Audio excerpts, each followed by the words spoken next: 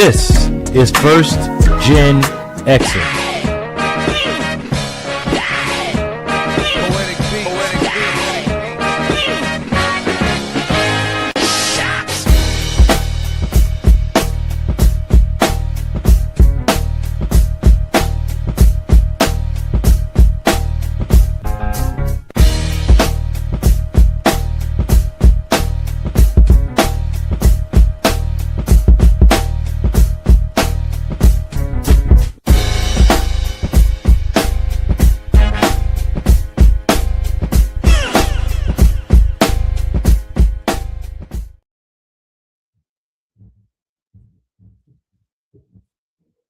All right. Hello, and welcome to this week's edition of The Classroom featuring this week my co-host, one of my boys, the one and only from West Coast Bias, Mr. Dirk Suave. What's up, brother? What up, man? Hopefully we'll have O'Malley join us later. Maybe not. Maybe, who knows? Right now it's just us. So we're going to kind of do some review stuff in the NFL category, based on the fact that Suave was not with us last week to be able to talk some of these things. So it's time for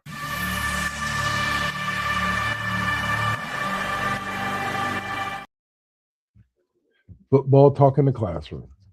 All right, bro. So we'll start with the free agency stuff. Let's see. We had well, actually, no, we didn't get a chance to talk to you about the whole Ravens Raiders stuff.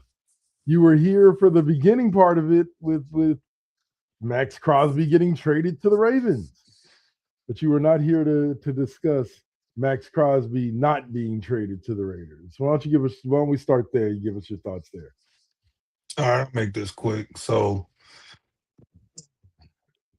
I think that the Ravens went in and flew Crosby out with the thinking that they might be getting Trey Hendrickson. And if it went through, which it obviously did, that they had no intention of honoring the trade. It was a high price, I would say, but a worthy price for a player of Crosby's ability. They used an out that was legally theirs to use, but I think let's not mince words. I think it was unethical, just not illegal. So I'm not one of those fans, NFL fans, that feels like they should lose picks for it or something like that. This wouldn't be the first time that they've done something like this. They traded Jair Alexander to the Eagles. GM told the Eagles that he was healthy. He, in fact, was not healthy. And the Eagles still honored the trade because that's just how their franchise is. And Jair Alexander, before even playing a snap, before even having a practice with the Eagles, retired because his knee wasn't healthy. So I think for the biggest signs was the Ravens were going through the motions. When you have a high profile trade like this, typically you roll out the red carpet. You hearken back to, say, Randy Moss getting traded to the Raiders, and they literally gave him a police escort from the private plane to the team facility. You know, that's what you do for high profile free agents, and for them to fly him essentially commercial to DC and be forced to drive instead of flying a private flight. And yeah, make no mistake, Max Crosby is a millionaire. He could have paid for it himself, but when you do something like this, typically the team coughs up the money to charter the flight. So, you know, I think this is actually a boon for the Raiders. They get the guy they didn't really want to lose, but were trying to do right by sending him to a competitive team versus a bottom feeder for picks. So I think the Ravens kind of showed how they operate. And you really kind of think that at some point, particularly this season, with everything they've lost, karma will catch up to them. We'll see. Hey, what's up, O'Malley? Welcome to the show. What's up? All right. So now we got the full crew here. We can kind of dive into some more football talk. Tua Tagovailoa finds himself in Atlanta, backing up a QB who has an injury history that's almost as bad as his, just minus the concussions. what do you is Atlanta's QB room going to look like a scene from ER, or are they actually going to be able to field a healthy quarterback this year? O'Malley, kick us off with your thoughts about Tua Tagovailoa landing in Atlanta. We've kind of already talked about this before, and my opinion doesn't really change just because of where he went. Why? What's the point at this point? And I mean, honestly, that question is kind of why on both sides. You already have a quarterback that has an injury issue. Now you just got a backup quarterback, because I'm assuming that that's what they're going to use him as, with a concussion issue. So who's your third string quarterback? Because that's important at this point. Well, I think it also looks bad from the angle of you had Kirk Cousins. And Kirk Cousins, although getting injured every now and then, while he was the backup for Penix early on, he stayed relatively healthy and played well when he needed to. Okay, I'm sick of hearing about Kirk Cousins. Okay, with my husband being a Washington fan, the happiest moment for him was when they finally got rid of him. He never wanted him. You can tell the difference in the fans, and I'm not going to say that part out loud, but we all know the difference between who wanted Cousins versus who wanted RG3. So, not really a fan of Kirk Cousins as it is. So was it? I mean, he's going to be one of those that ends up having a full NFL career by being a mediocre quarterback. Fair enough. Strong words. Fair enough. Suave, any thoughts on Tagovailoa backing up Penix Jr.? Well, they needed somebody. I don't know if I would have released Cousins, considering you got to eat that dead money for the next 2 seasons. I think if you're going to eat the money regardless, why not hold on to him? He's definitely shown a competence. He hasn't shown the ability to win in the playoffs, but he definitely is a regular season quarterback. I think he takes a lot of heat for the teams he's been on not being able to perform when it comes to playoff football, but sometimes it just comes down to breaks. He hasn't necessarily played terrible in those moments, but he hasn't necessarily been world beater either. I think them signing Tua was kind of a foregone when they released Cousins. It was going to be him or Murray. So getting Tua, I mean, he's shown the ability to play at a high level, but he's going to need protection. Atlanta's team is on the cusp of being decent, but I don't think they have enough to necessarily protect him. I'm not a fan of their offensive coordinator having Tua, but we'll kind of wait and see what happens. Can Michael Penix actually begin to have some healthy streaks where he doesn't miss games is going to be the biggest question for Atlanta. Very true. Very true. I'll say this. Hold on. I mean, I feel like with the first part of Suave talking about Cousins, I couldn't really tell whether you were talking about Kirk Cousins or Dak Prescott. Talking about playoffs. It's the same. It's the same thing. I mean, Dak is the same. He definitely falls in the same range. I would say Dak is a little bit better in the regular season, but there are some teams that just have troubles when it comes to the playoffs, and Dallas is definitely one of those teams. Maybe they get a one-off title with Dak at some point, maybe not, but he's definitely been a fairly good quarterback throughout his career, just like Cousins. And Cousins built him up from a lot less, even though Dak was also a mid-round pick, if I'm not mistaken. So, but he wasn't necessarily handed the keys. Washington drafted his replacement in RG3, and then he got replaced. So he's kind of been through this. I mean, hell, let's be honest. Kirk Cousins has gone through this every place he's been at. He built himself up in Washington. He looked good, just couldn't get them necessarily over the hump, but the team was garbage around him for the most part. And so was the ownership. It was a hot Snyder mess. was still, Yeah, I don't know how you pay Cousins all this money and then draft his replacement every time. I mean, that's just, it's kind of like every place he's gone to, they're giving him the Rodgers treatment. At least they only did it to Rodgers once. drafting his replacement versus every stop. I mean, RG3, JJ McCarthy, Michael Penix. Hell, Michael Penix is even worse because, Cousins didn't even have a history there, hadn't even done a practice yet, just signed his contract, and they go, oh, let's go ahead and take Michael Penix Jr. So Yeah, you I kind feel of got you. to feel But as bad for him far to an as extent, but that's a rough one. as far as the RG3 thing went, though, there were a lot that didn't want RG3. Like that was Cousins was still who they wanted even after drafting RG3. That was where there was a big disagreement between coaching staff and leadership. Yeah, because with when you have It the first also pick, ended everybody. RG3's career. And fucked up Cousins and all of that stuff all at the same time. I feel like everyone involved in that got a raw deal. Oh yeah, 100%. Well, minus the coaches that are now other places doing what they're doing, Yeah. Well, I'll say. All right, and Swab, kick us off with your thoughts on Kyler Murray landing with the Vikings. Like, I think this one's kind of is this a good interesting. sign for JJ McCarthy or no? No.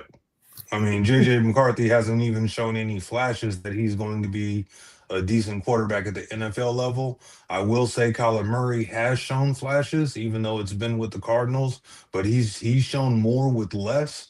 I think he's going to a very good situation. The only issue I see is, will the Vikings do what they did again? They go from Cousins to Darnold, and Darnold plays extraordinarily well, coughs it up in the playoffs. And will Kyler get this team to the playoffs? I think he very well could. They've got enough talent around him. He's on a minimum deal, so even though that won't last if he plays great, but will they re-sign a good quarterback to, will they shut the door on JJ McCarthy and say, hey, we just made a terrible mistake with that pick, a top 10 pick, no less. So there's a move they had to do. They shit the bed with Cousins. They did it again with Darnold. I think Murray will be an upgrade. Will definitely be an upgrade over JJ. So I think it was the right move to make. We shall see. I kind of feel sorry for JJ in this regard. Like, you have a team that says they're fully behind you, and then they go out and make moves like this. But here's the that's thing off with of his me. play, though. That's not because they want to. I wouldn't say that. Like, the kid it was his first year in the out there, not his first year in the league, but his first year actually out there. Like, it was going to take a minute for him to catch up to the speed of the NFL. Like, but what I will say is that I feel bad for JJ McCarthy and Michael Penix Jr. And here's why. Michael Penix's job is pretty much safe. Like, I don't think they're planning on Tua starting. I think Tua is the design backup. Kyler Murray is supposed to actually be competing with JJ McCarthy. But you got a guy that a team said, we will eat $100 million in dead money to get your ass off our fucking team. And another team that said, we will eat $40 million in dead money to get you to fuck off of our team. And these guys picked up jobs like that. Like, because to me, as if I was an owner, it would be a glaring sign to me that a team was willing to take $100 million in dead cap money over the next 2 years. That's when you're calling Joe Flacco at home again. Yes, exactly. Like I don't understand these desires to bring these guys in and think that anything. I'm sorry, like Tua is best as a backup. You want to know why? Because over the next 3 years, he'll probably play 4 games. Hopefully. I'm shocked anyone will insure him at this point. Honestly, and that you're right. And I think we talked about this once before. It's that does not feel like sound business decisions. Like, people just fucking are paying basically their entire salary cap to 1/3 of it would, in the case of Tua. Yeah, that's insane. We hated you that much. We wanted you out of here that much. But here, let's give you a job. Yep. What was the dead money cap on Jamarcus Russell, Steve? Oh, that was ages ago. I mean, I know his deal was 7 years, 63, and they cut him after 4 or 3. I think 4 years. Yeah, and you can thank him for rookie deals too. Yeah, the rookie salary cap, exactly. The one good thing he did. Right. But I think the players who continue to get jobs, even when they've signed high profile deals and get cut or released, have shown a propensity to be able to play well at a high level. For about 2 seasons, Tua looked like he had ascended up to that tier 2 level. Kyler Murray did the same, but the teams kind of floundered. The front offices made changes. They didn't win enough for them, and then they had down years. So I think, and with Tua having the concussions, definitely a setback. But he still wants to continue to play. He's still shown an ability to be able to play.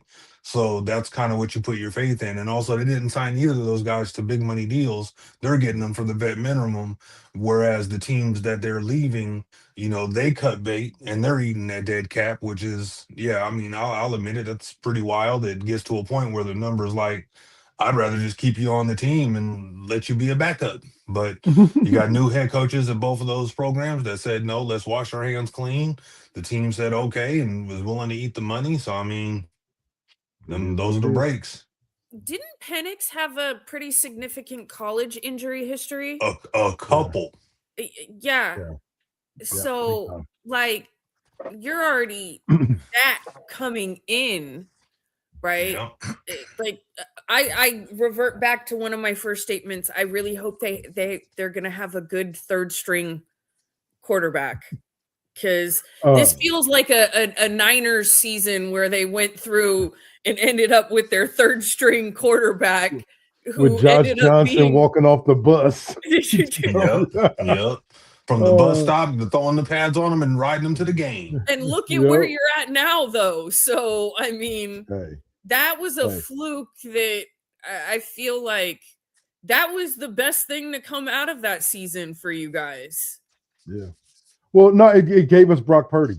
If Trey Lance and Trey Lance and Jimmy Garoppolo don't get hurt, we never get to Brock Purdy. And who says we may make that run, we may not, but I doubt it. I just think that Anyway, and I hate the Niners. But that kid is fun to watch. Yeah, true. He flings it. But Suave, quick thoughts, real quick. Was the kind of last thoughts on free agency on Dre Greenlaw coming back to the Niners, $7.5 million one-year deal after being released by the Broncos. Trying to capture that magic that got him the deal in the first place. He did not have the ability to play with Denver. He was hurt more often than not. So he's got the ability. The question now is, can he stay healthy? And that's a $7.5 million gamble that the Niners were willing to pay. And with that electric substation out there, I think it was a little rich, but, it is what it is. Happy homecoming. Yeah, for sure. All right, so that'll close us out on Now we're going to get to the one that I'm glad you showed up for this, Miss O'Malley, because this is the conversation I wanted the three of us to have. The man that consistently runs through defenders like they are brick walls is talking as if he hit a brick wall a few times with his head on purpose. Cam Scatterboo had the nerve to say that he doesn't believe CTE is real. And what was the other thing that he didn't believe was real? It was CTE and asthma. He said he doesn't believe asthma is real. They're just excuses. So, O'Malley, I'll let you kick us off with your thoughts on these completely and utterly. Sacramento Unified School District of him. Sorry. I'm sorry. I mean, Kyrie Irving is a flat earther, folks. I mean, what? Bro, what? You know who else you sound like? These red hat wearing freaking QAnon fucking conspiracy. What the fuck? Where did this even come from? Because I'm not gonna lie, like I knew he had said something because all I saw was a headline that had popped up he's about his comments and then something CTE. So I never actually saw what the comments were, or what context it came up in. But like hearing him say that he doesn't believe in asthma, that just reminds me of so many people that cannot understand that just because you don't experience it doesn't mean the shit doesn't exist. Like, fucking idiots.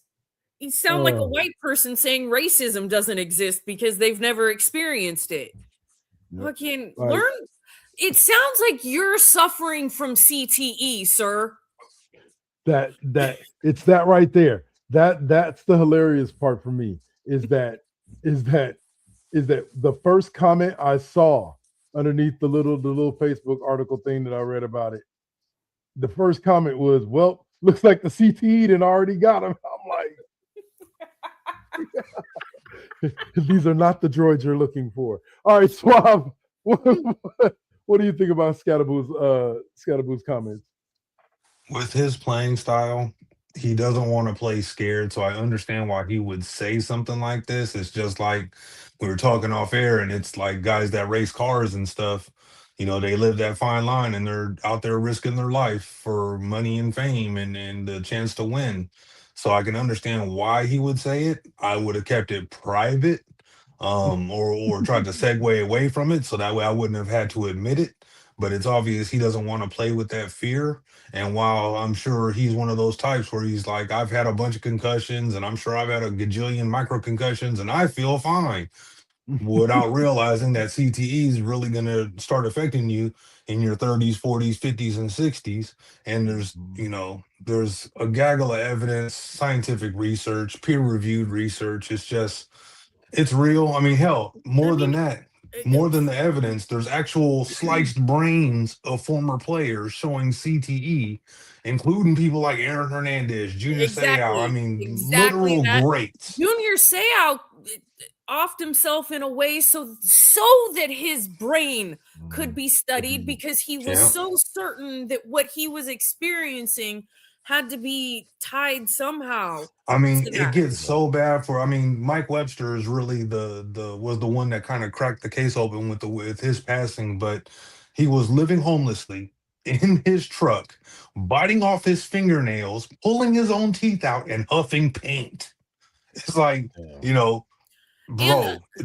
Also you add that a lot of these guys also had some kind of other underlying mental health stuff from stuff completely not related to football in general. And then you have those Barrett Robbins things, situation. and that's where you really get experiences like that, where they're living on the street, they're not functioning, where the behavioral aspects come out that much more because of the areas of the brain that are affected. So it's sad. But it's also when people are like, how can someone get that way? Well, here we are. Yeah. Here's the thing about I just hope Scatterboo has a great financial advisor, because when his career is over with the way that he plays, shut your mouth. Shut your mouth is what his financial advisor says. Yeah.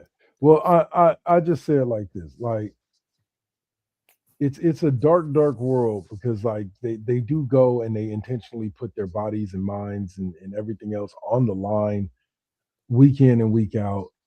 But it's the level of nonchalance and disrespect that comes out of some of these younger cats when it comes to stuff like that. Like, bro, like CTE has taken some of the greatest football players that we've had the joy of watching from us. Barry Sanders, and what I mean by that, not only did they pass away or something tragic happened to him, Barry Sanders left because he did not want CTE. He did not want to be hobbled in his later years. And so to say that basically saying that Barry Sanders saying that he wants to retire because he doesn't want to damage his body too much to be able to take care of his kid is an excuse, is disrespectful to. And that's I commend the ones that have come in, met their dream of coming in, even ones that have left when people were shocked because like they were at the beginning of their prime. but who recognize, and this is the issue I think I have the most with Tua, it is that like this is a small fraction of your life, of the rest of your life. But what you are doing now, needlessly so, is what is that the rest of that life going to look like? How many What more are you how many curious. more gonna times remember do of you need your to black out? kids? Yeah, I mean, sometimes, I mean, it depends on how you're looking at it. Once you've earned enough money to have generational wealth, you only have this small window. You don't really care about the future. You're so invested in the now and living your dream of being a professional athlete. So I can understand the allure of risk, but at the same time, a lot of people looking outside in, it's like, you have generational wealth. You can literally enjoy it for the rest of your life if you do it right, and your kids' lives if you manage your money right. So the question would really be why? I mean, that's like continuing to let it roll in craps on when you're fucking up Up a millions. gajillion dollars Yeah. and fucking lose it all. Why? I mean, you were up on house money, like, Yep. and now And, you're gonna owe a bookie. Like, it's I get the desire to play football. I get that some people have a competitive nature that is almost out of their own control. But I don't get risking your life. I don't get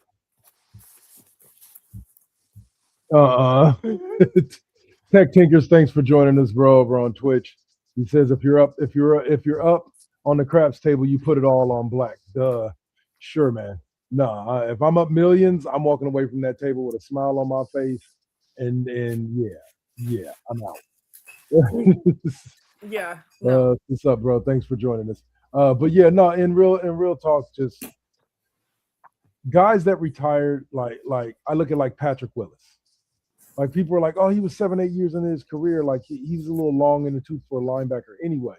Yeah, but he felt like he could go another 3, 4, 5 years. He felt like he could have a Ray Lewis type run. I think that didn't Ray Lewis play for at least 10 years? I want to say 12 to 14. So it was pretty long. So I know he wanted to have that, but he decided to get out the game before the game. Like, damn, championships be damned. I played in the Super Bowl. You know what I'm saying? Like I Luke played on a Kuechly. good team. Luke Kuechly, championships be damned. I want to be able to enjoy the money that I've earned while playing this game and enjoy it I've with made my some children. money. I realized some dreams. Like, I've literally checked off all of those bucket list items. What more am I really trying to go for? Yep. So I hope that, Mr. Scatterboo, I hope that for your own good you make it out of football before it gets too bad for you. But bro, like, stop hitting people head first, because The other evidently it's thing he affecting them. doesn't realize too is the fact of like how much worse I'm fairly certain it is in the older players, because they have at least tried to make some improvements They in got things. them out there wearing those big ass outfits. Some crazy shit, but And I like, praise the guys that do it too. That takes guts Yeah, because they go out there with the big afro looking yep, helmet. You feel me? yep, they look like fucking Megamind Yeah. from the animated yeah, movies. But like the first time I saw it, I was like, "What the fuck is that on his head?" that was exactly my question. And Yeah, then they were like, felt "Oh like yeah, they that's should the be new in big helmet." blow up sumo suits or some shit. Yeah. Pretty soon, man. Pretty soon, that's what they're gonna be wearing out there. They're just gonna be bumping into each other, trying to run the ball down the field. All right. So last subject is the NFL draft. I thought we would be talking, a couple of weeks ago about how the Raiders have the first and the 14th pick, but now it looks like they just have the first, and it For looks like now. it's obvious. Yeah, it's obvious that Mendoza is going to be that first pick. Poor I don't kid. know. I think this is a good thing. I think Kubiak's a good offensive coordinator. I think he comes from a good family tree of coaches. So I think that I don't see I'm not going to sit here and say the Raiders are going to go from the number one pick to making the playoffs, but I think you'll see a small turnaround to where they'll win 5-6 games this upcoming year, 5-12, 6-11, something like that. But Swab, what's your outlook on this draft now that free agency is kind of settled down? I'm kind of curious where a couple of guys go, like Sonny Styles and Caleb Downs.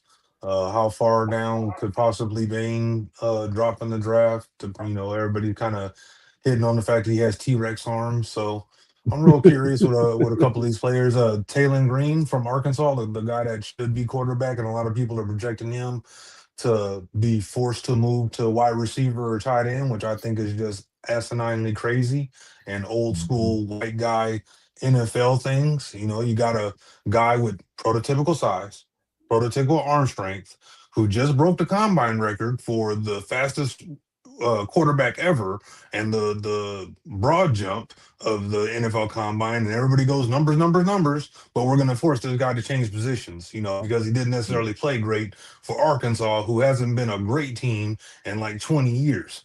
So, I'm real Get him in curious to see somewhere, how the coach him draft up. goes. I'm hopeful that the Raiders, they're taking Mendoza. I'm hoping that they can find a way to. I've seen a couple different mock drafts. One where they get the receiver from Indiana, another one where they get one of the offensive linemen from Indiana, and one of the linebackers. So I'm hopeful they kind of pull one of those moves where you bring Mendoza his favorite target and doesn't necessarily have to be a first round guy. I do everybody kind of is dogging the wide receiver room, so I think they've got potential there, besides the fact that you don't want to take touches away from Brock Bowers. And eventually you've got to get Myers involved in the offense. I mean, you drafted him in the first round the year before Brock. So at some point, you really Myers, need to you mean run. Jacoby Myers? No, they got a tight end, the tight end Myers. Oh, okay. They drafted him in the Myers first round for the the year. Jaguars. Yeah, they drafted him in the first round the year before, and they literally have not really used him at all. But here Brock comes, and Brock becomes the guy, and he's another first round tight end. But I don't understand. I'm hopeful that Kubiak can harness what the New England Patriots were doing when they had Hernandez and Gronk at the same time, and actually use them at the same Except time without all effectively. the off-the-field shit. Yeah. We don't need a Raider going to jail for the shit that they're. I mean, we they've don't already really had need one. Scarface for real. They've already got one for vehicular homicide. Henry Ruggs III. Wasn't he released? And when he gets out in August, No, I I'm don't think thinking he he was might get released, parole. but he's been doing like speaking engagements. That's like one of the things he's doing is programming, I think, trying to earn his way out. He's gonna get paroled, and I got a feeling the Raiders will be his first call, and I got a feeling they'll accept that phone call and give him a chance. I don't know. What's he been in for? Like 3 years? Something like that. I want to say he's only 26, 27, so he's still got a 5-year window of being good, and his game is based off of speed, and he's done nothing but train. Literally 3 years of building up his body, so he's awful fresh. Yeah, we'll see. One hit over the middle, and he's done for his career. Anyway, all right, so that will close us out for the first half of the show. We're going to go take our quick, 3-minute break real quick, and we are going to check out some promos real quick for the other shows on the network, and we will be back to talk about the NBA and then also about March Madness and the World Baseball Classic won by the U.S. You're watching The Classroom here on First GenXers Presents Twitch and Double KK Double Network YouTube. We'll see y'all after the break. Peace.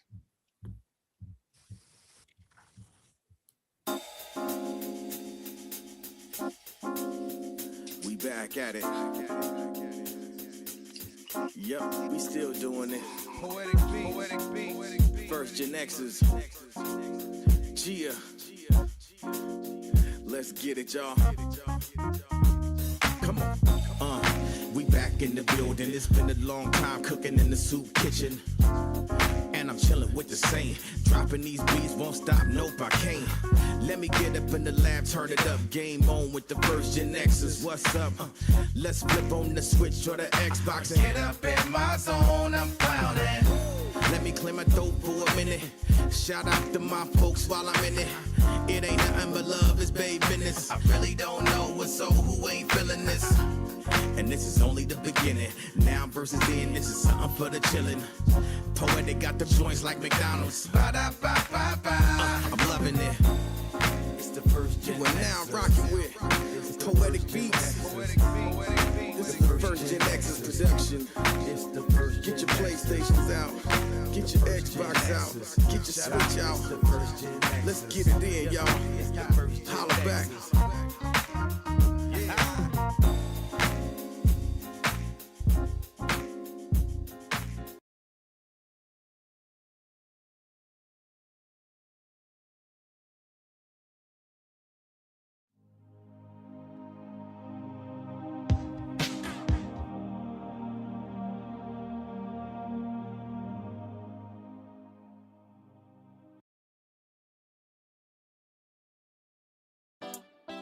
You got to keep it. You got to keep it lovely. You got to keep it.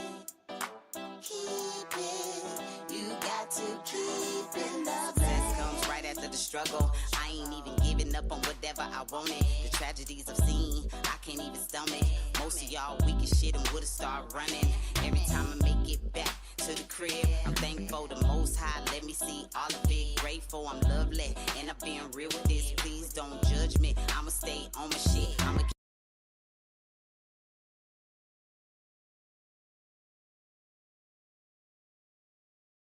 Adams family like dynamic between Pugsley and Wednesday. Like, Yeah. very true. Yeah. Well, I always temper this because I think I did not like the receiving caution tagline. I've also seen what Chase Center looks like when the Valkyries are fucking playing, so fuck all of you. Because Chase Center is packed no matter what's going on.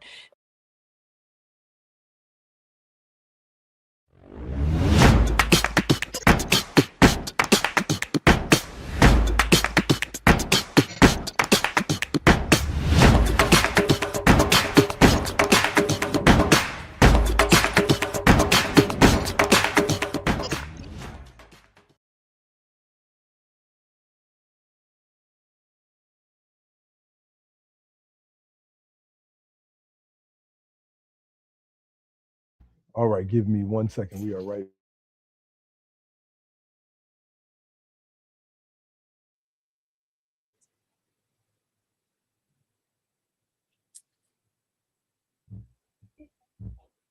All right, and so we are back now.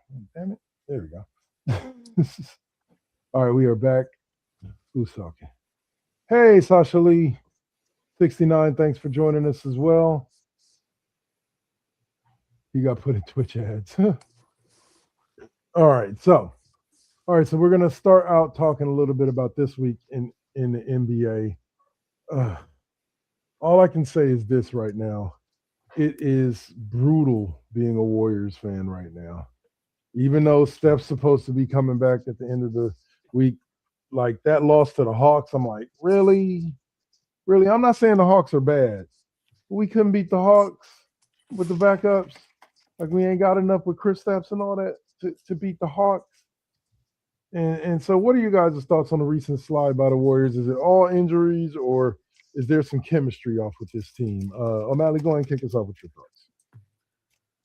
I'm so over this season at this point. I'm just roll it up. Let's think about the draft. Let's think about because yeah, at this point, I am of the thought that they should just be looking towards next season. Yeah. Suave, I mean, any thoughts? Oh, go ahead. It feels like even on the chance of a hair of a chance that they could get into the play-in. I mean, I know that they're often a different team in the playoffs, but not as different as that they would need to be from where they're at right now. Like they're just not playing well. They're not at all. And Swab, your thoughts? I mean, the youngsters got to learn. Right now, you're missing your number one and second best players, one for the rest of this year and some of next year. And, we've been missing Curry for weeks now, and I think he would make a tremendous difference. It's a learning opportunity. Sure, I'd love to scuttle the season, and Curry's already missed a huge chunk of it, which really kind of changed the dynamic, and they've been kind of floating around the play-in after flirting with an opportunity to really make some noise. Um, NBA season in a nutshell, you never know how it's going to turn out, and you can't. The first ability is availability, and right now with Curry out, I mean, that's really the tail of the tape, but it's good for our youngsters to really get more seasoning, more minutes, so that way when they do have an opportunity to step in, they're able to step up when the team is actually healthy and competitive. Fair enough. So I want to say this, that I like what I'm seeing as far as effort. They've been in a lot of these games. So I like what I'm seeing as far as effort, but as far as the results, like Steph may be back as early as next week. So we'll see how it plays out. Yeah, all right, only said that 3 weeks ago. I'll say the Thunder have officially clinched the West #1 spot. They riding an 11-game winning streak. Oklahoma City have officially clinched the #1 seed in the Western Conference. This allows them to manage the workload of stars like SGA as they head into April. Swab, kick us off your thoughts on the Thunder clinching the West. I called it. I mean, when they won the title last year, they were so young. I figured that knowing how close they came to potentially coughing up that final series, and were able to kind of get over the hump with Hallie, missing the rest of it and most of this season. I figured they'd be out for blood. In the start of the season, they kind of were. They were on an incredible pace. They've tapered off considerably since then, but they still are the best team in the West and definitely have to still be the favorites to win it all. There you go. O'Malley, any thoughts? No. None. All right. So that'll move us on to another subject O'Malley's not going to want to talk about. But the Lakers are on what feels like 7-8 game winning streak. Luka dropped 60 the other night in Miami, shortly after Bam had dropped 83. Swab, is there any credence that this team could legitimately make a push? Yeah. I mean, they're in the mix right now, and they're not on the outside looking in. They're in the thick of it. So I'm not going to discount them. I don't think that, they're second tier contenders. They're not one of my top contenders, but they could definitely make a run, get out of the first, second round. I don't see them being in the Western Conference Finals, depending on matchups. I don't see any way that they're going to be able to beat an OKC. I wouldn't say anyway, 99% chance that they don't beat OKC, wherever they would face them. I mean, yeah, they can make a push. I don't think they're true finals contenders, but who knows? O'Malley, same question. Any thoughts? Okay, so here's what I actually kind of hope happens. No lie. I hope the Lakers make it into the playoffs. I hope they make it to the championship game, the series against Boston. And I hope that the fucking Celtics wipe them again. That's what I hope happens. Wow. Worst case scenario for Lakers fans, but yeah, right. Oh man, that's what I hope happens right now, and then I hope that is the last of LeBron James in LA, because I'm really sick of hearing it. You guys think I hate him? My husband hates him even more than I hate him. So yeah, and he's a very sad man without a team right now, because he refuses to support them as long as this fucking nonsense with him continues. Oh, I can see why. Like I said, the LeBron James experiment has went on a few years too long. But and here's a quick subject, just a random subject to throw out there. There have been multiple places talking about potentially this man getting a statue in front of crypto.com arena. And I say, hell no. But there's a lot of people out there who say, yeah. And I don't know why. Like, I genuinely don't understand. Like, don't get me wrong. LeBron is a great player. And I believe I've actually heard Swab say this before. Cleveland, yeah, definitely. Absolutely. Miami, Yeah. sure, if you really want to. You know, I don't Pat know. Riley will never do it. No. What's up? Pat Riley would so never probably, let that go. So, but the Lakers have definitely hell no. He's been there almost 10 years. He's brought them one championship. And it doesn't count. It doesn't count. And he's taking an average of about $40 million a year. And they put up a mid-season tournament banner. Freaking Kobe is. And did you see? Here's the winner. And not to pile on and dig on LeBron, but have you seen the most field goals in history, the all-time leader in field goals patch that this man requested have made for his jersey? Look, I'm going to explain it like this. Hold on. I'm going to give, pardon me, guys. Look, LeBron fans, if you wonder why sometimes older cats really don't like him, it's shit like this. It's shit. Why?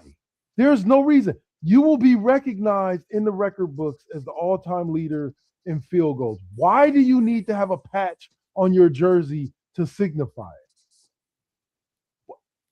it? Anyway, sorry, just had to get that out. Like I don't understand. Like, people sit there and go, why don't people like LeBron? It's shit like this. The self-serving, this ain't for nobody but LeBron in his prime. Mm-hmm. That's all it's about. That's what, like, that's why. And yeah, because I don't see anyone else doing it to this degree. I don't remember John Stockton asking for a patch when he passed, when he took over the number one spot in assists.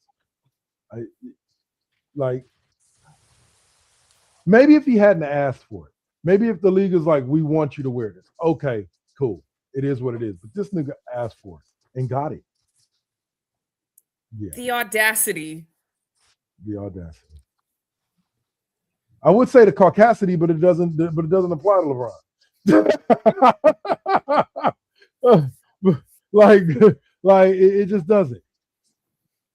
Honestly, it's really kind of par for the course when you think about it, because once he stopped having dreams of, not 7, not 8, all that nonsense, he started going for stats, and really he's basing his entire legacy off of those stats. So him getting a patch to show that off. If you play for 437 years, of course you're gonna beat all the fucking records. It's not because you're the best, it's because you played for the longest. Yeah. Anyway. So we'll move on from there to LeBron's old team, the Cleveland Cavaliers, who, after acquiring James Harden at the trade deadline, have climbed up to number 4. Cleveland seems in the East. Cleveland seems to have a pretty good squad. Now, this was a squad that was number 1 last year. So technically this is falling off. But compared to where it looked like they were headed before the trade deadline, I think this is pretty good. O'Malley, any thoughts? Oh, I mean, that could be another really good thing to see too, is that the Lakers make it and they make it against Cleveland and Cleveland comes in and beats him. That's almost better than Boston. Because the Boston thing really is kind of a whole payback to Jeannie Buss and all of them, because fuck you. But this would be better as a fuck you to LeBron, is getting beat by the team without him when yeah, and one of his best friends is on the team, Mr. Hart. Yeah, that would be That would be awesome. Awesome. Swab, your thoughts? Oh, I mean, I like Cleveland. They got a lot of youth. They did make the trade for Harden, and in his senior career, later years in his career, he's turned into a very good facilitator, which is you really got to tip your hat to how he's modified his game to play, in Brooklyn and LA. And even though they didn't win anything, he changed his game for the team, which is a rarity for a player of his stature and where he came from. I think he can be very good. He's definitely a microwave player. He can go out there and get you 20, 25 points real quick and then, turn it around and get you a 10-point game. But if he's out there dishing the ball and kind of running the team, helping everybody out and get easy buckets, they could be dangerous. And they're playing well right now. You got to give them credit. all right. And then final subject of the NBA talk for this evening is, it says injury and player news, but there's one player and injury we're going to be talking about in particular, and that's Cade Cunningham, who the Pistons have been doing pretty decent winning without him.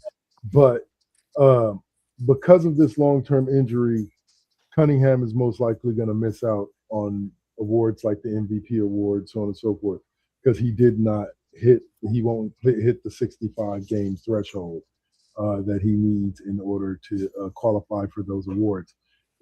The question I ask of you guys is, should they lower the amount of games that you have to play to 50, 55, as opposed to 65, which is what a lot of players are screaming right now.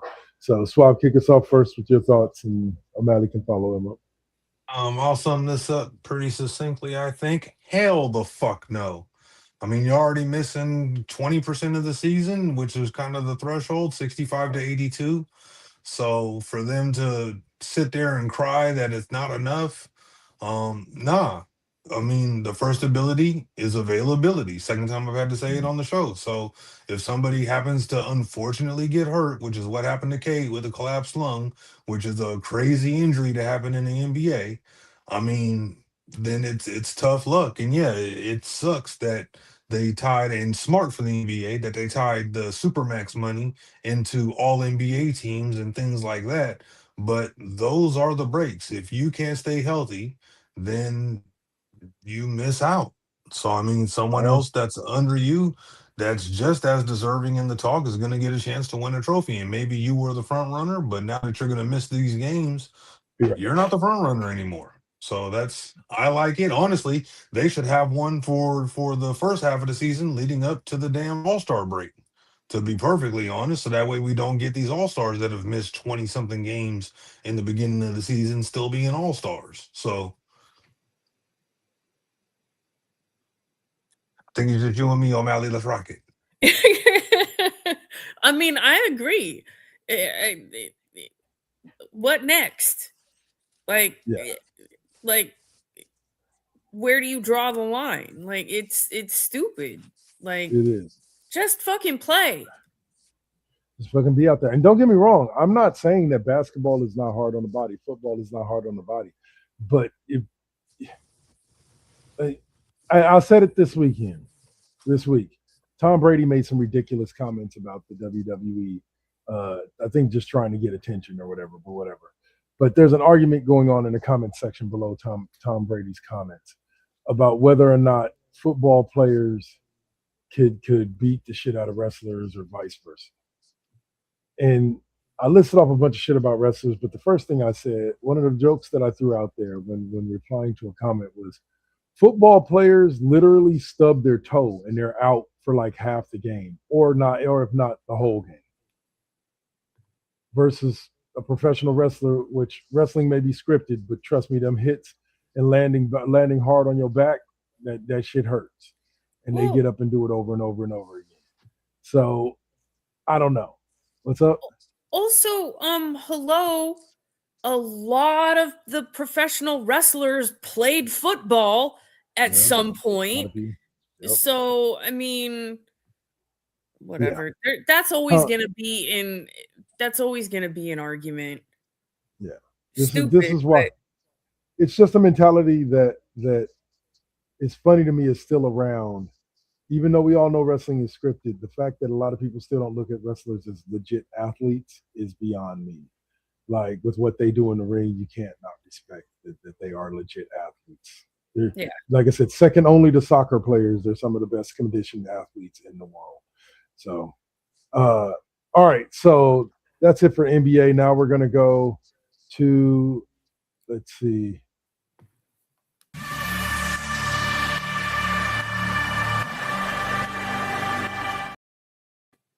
Other sports talk in the classroom.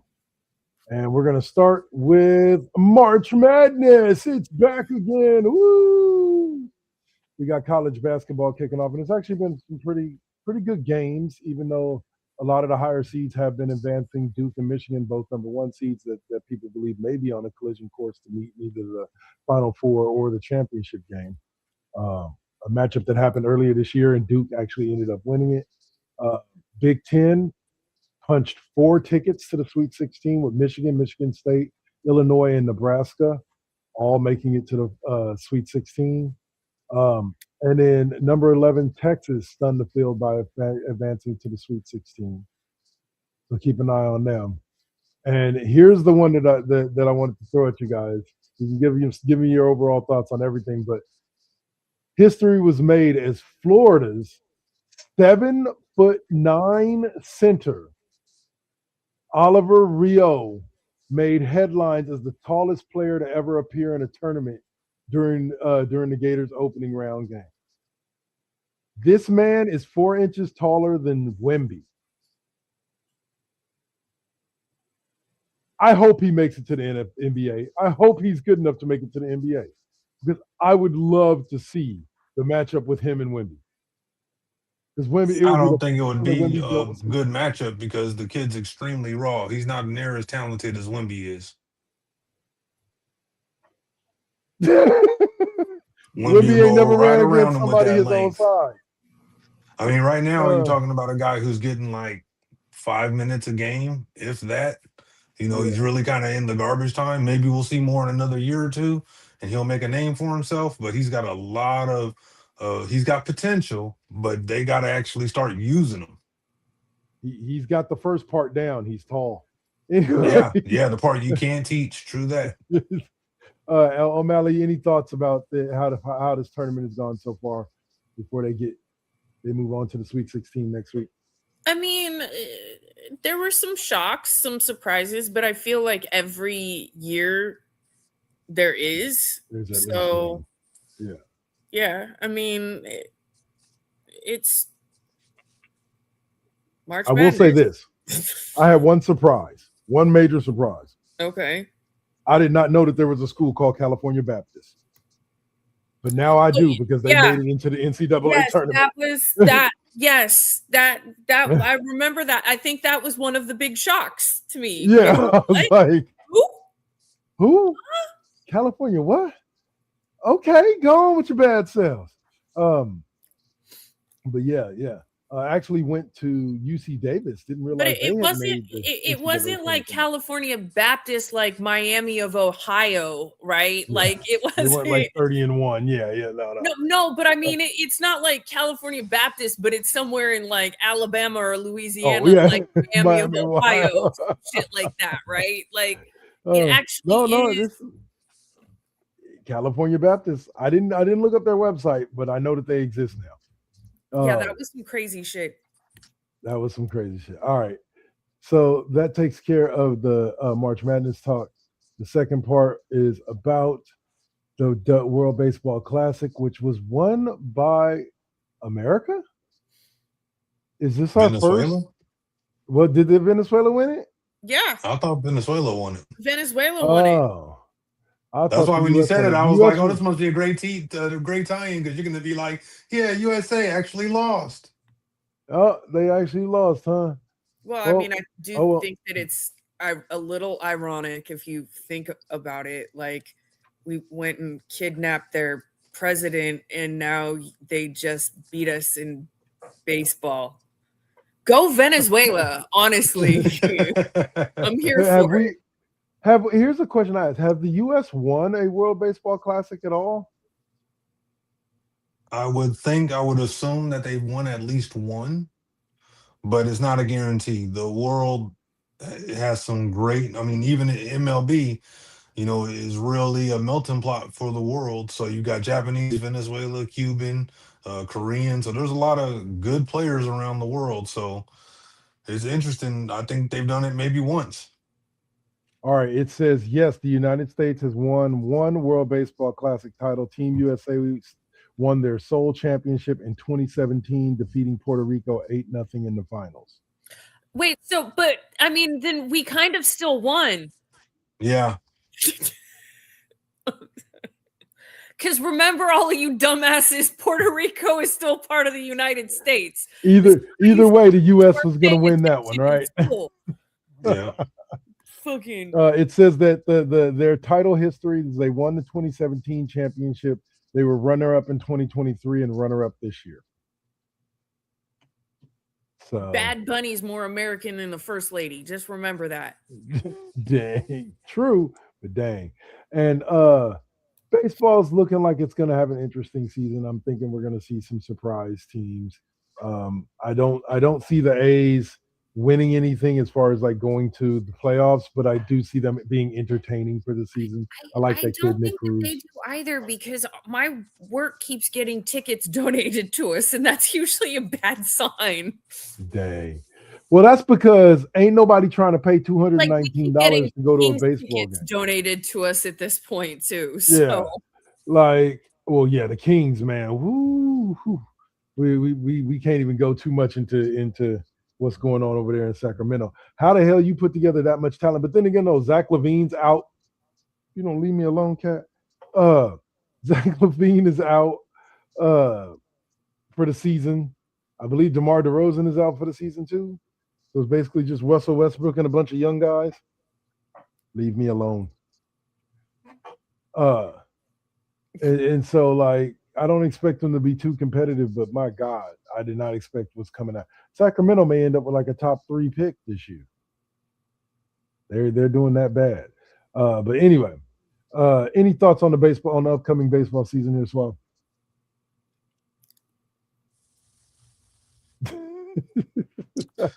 I don't have many high hopes. I mean, go Dodgers. yeah, I would like to see them go back and get another one. Continue to dominate the league and make everybody cry about it. That's probably where I'm at right now. Yeah, that sums it up. All right, O'Malley.